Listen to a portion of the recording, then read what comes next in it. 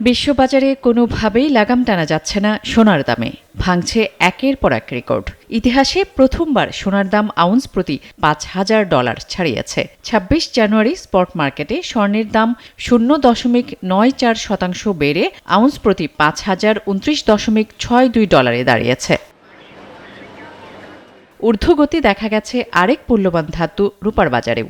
Spot রূপার দাম ১.৮৫% বেড়ে আউন্স প্রতি $১০৪.৮৫ দাঁড়িয়েছে। বিশ্বজুড়ে নানা সংঘাতের জেরে নিরাপদ মাধ্যম হিসেবে স্বর্ণে বিনিয়োগ বাড়িয়েছেন বিনিয়োগকারীরা।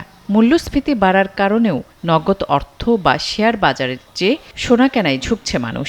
চাহিদার তুলনায় উৎপাদন বা যোগান কমে যাওয়াও সোনার দাম বাড়ার আরেকটি কারণ।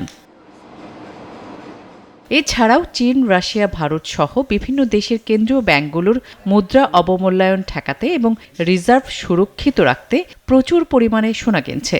ফলে ধাতুটির দাম আরও বাড়ছে। এমন আবহে এবছরের শেষে স্বর্ণের দাম আউন্স প্রতি বেড়ে $৬,০০০ ছাড়াতে পারে বলে মনে করছেন বিশ্লেষকরা।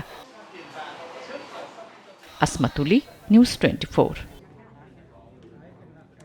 ওদের স্বপ্ন পূরণে পাশে থাকতে পেরে আমরা গর্বিত।